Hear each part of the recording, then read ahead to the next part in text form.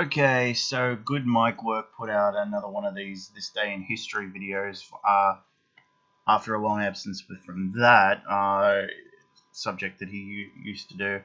And as usual, he believes everything WWE told him. He persists this rumor or this argument that Ted Turner just hated Vince and just was willing to pay any amount of money to get rid of him. Not quite true. If you listen to Eric Bischoff's shoot interviews, it was tough going there in WCW in 93, 94, 95.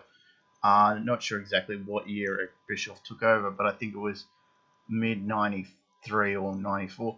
He was in the trenches going in there. It was kind of tough battling. He had to really work really hard to get WCW back on the good foot, so to speak. Yeah, so in that respect, I respect him. I just don't. I think he ended up getting burned out. He's kind of only known for like doing these constant invasion storylines. It seems to be the thing that he always goes to when the ratings are down. Oh, do an invasion storyline. Now, the other problem is Good Mic Work also says, was really no chance if even Eric Bischoff got back on, they would have been able to fight back. Here's where I disagree with him about that. I think if the Monday Night Wars themselves had to end that night, but WCW did not need to go out of business. They needed to pick a night where they weren't fighting WWE every week. They needed to take a step back and go, let's rebuild our audience. Maybe in about 5 or 6 years, relaunch Nitro, and maybe then they could have gone at it again. I think by the sound of things, the plan was to do the Saturday night show again from like Las Vegas or something, with some new announcers, and also he says there was no one really around to do any real good that would match up with Austin and Rock and that. Well, and Triple H. Well, hate to be correct the man, but here's who WCW had on the roster that could have competed: Ric Flair, Sting, Bill Goldberg, Scott Steiner, and a let's say, WWF Booker T, who was on fire in the main event. Kevin Nash was there, Diamond Dallas Page was there, Lex Luger was there, but I'm talking about name value here, but yeah, he was there as well. And they also were having a hell of a thing with the cruiserweights. They figured out, hey, this is something that WWF has never been able to do. And by the way, anyone that says that cruiserweight division in WWE ever was a priority, they're wrong. The only time it was ever hot was when Rey Mysterio was a part of it. The minute Rey Mysterio left, they threw it in the garbage. They never did anything worthwhile with it. And yeah, that's a fact. You go back and you check it out. The minute Rey left, that was it. Done. And they've never been able to put anything behind it. They never believe there's anything worthwhile with it. Now, the other thing is ECW had gone out of business around about the same time, so there was a bunch of free agents on the on the market at the time. So maybe they would have been able to pick up a few. The checkbook might not have been as big, but there was some wiggle room there. I think some of the bigger names, and I think once you got to 2003 after WrestleMania, you really look at it, there was not much there, and I don't think Brock would have made the jump at any time either.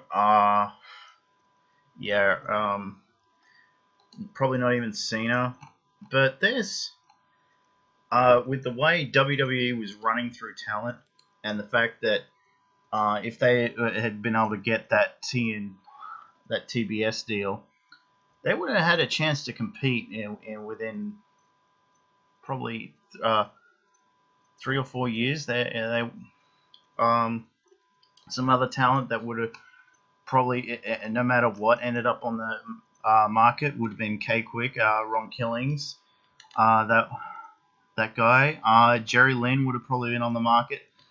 I'm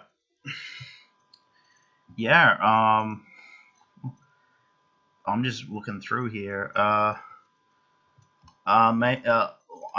doubt it, but Shawn Michaels may have made the jump.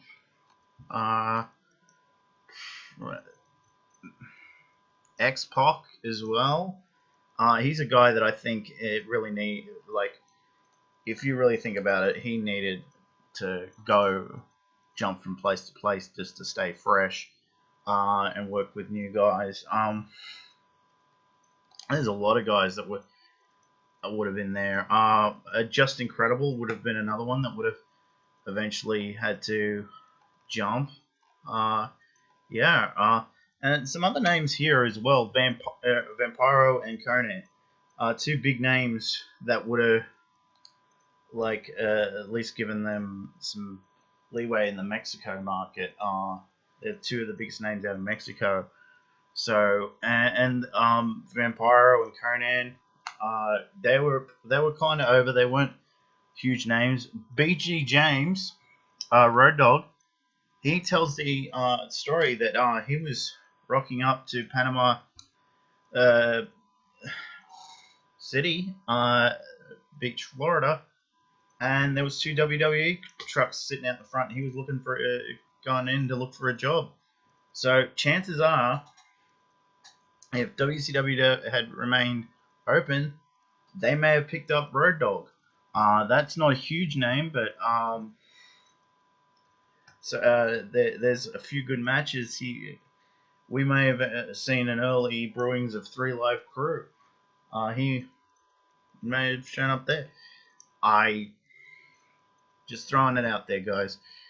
I think you would have had. I think WCW would probably be in business today in some way, shape, or form.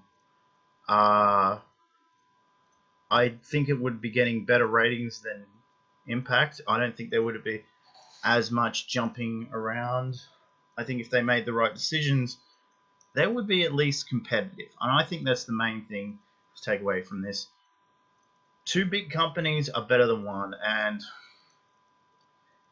I gotta say this too, though, if it was, I think corporations owning wrestling is always a bad thing. I think they should never be public at all, because it kind of lessens, it gives people more people they have to listen to, and I think it really needs to be just one person in there, just with their vision, and none of these other talking heads in there. I think WWE going public has hurt as much as WCW going out of business. This is just my opinion, people. So, and I take that away. It's very interesting hearing people talk about what happened after WWE went public, how they sort of started to tone things down. It wasn't so edgy anymore. And I think that was the beginning of the end of the Attitude Era. And also, remember what Vince McMahon immediately did after WCW went out of business. He turned Stone Cold Steve Austin heel. And yeah, we all know how that went. Now, I think I personally believe that that was a decision well and truly in the works the minute that everyone knew WCW was for sale. Because, yeah, there was clearly something going on there. I just feel like Vince thought, what the hell? They're nowhere near me now, and they're practically dead. Why not just do this? Because it's not working. It's not working. Sorry. I'm winning. They're not worth fighting anymore. They're beneath me, and I think the WWE would definitely look different today had WCW stayed in business. I think at least that much. I think the wrestling business would be a lot hotter now. I think both companies would have their own versions of their network. I think the video library would have been bought up a little bit more. I think we would have had DVDs released a lot more frequently. I think there would be a lot more stuff out there.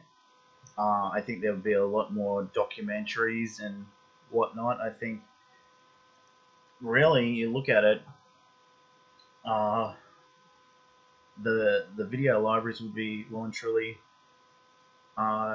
utilized. I think the network, or at least some sort of streaming service, would have been done earlier than what it was. I think, yeah, the wrestling business would be so hot that I doubt even UFC would be that much of a factor to it. Yeah, and I think between the two of them, they would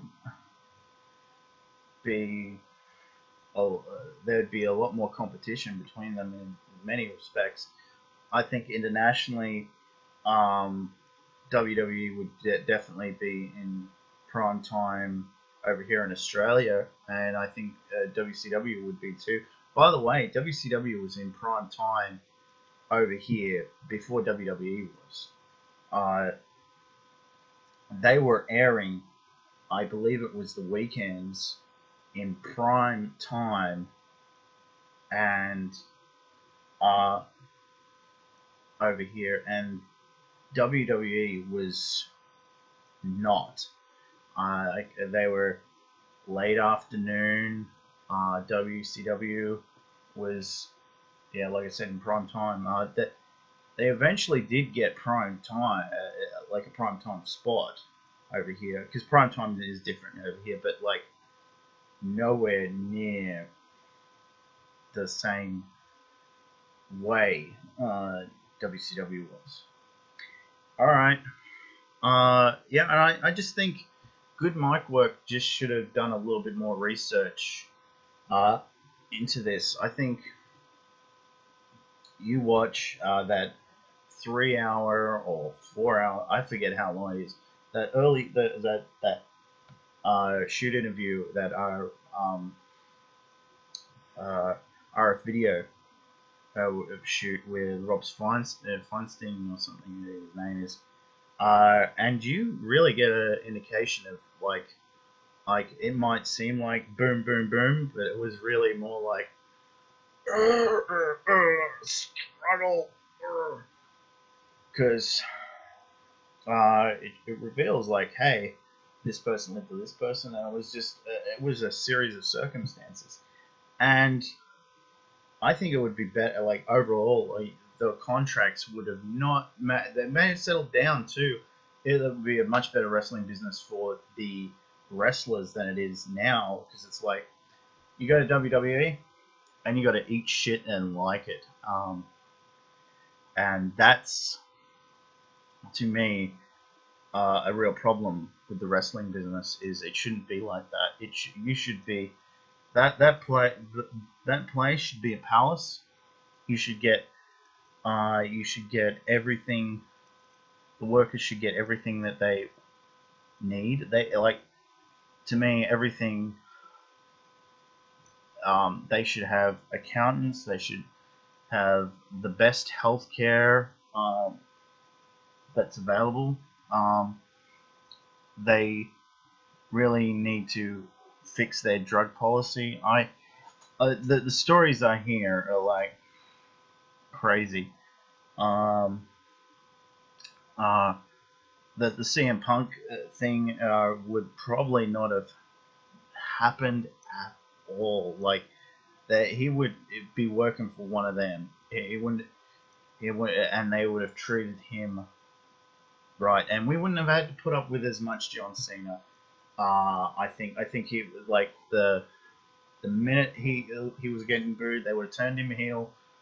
He would have had a much more broader character. Yeah, I'm just I couldn't really sit here and just tell you that all the bad things can be traced back to here of everything. Uh, Honestly. All right, catch you guys later.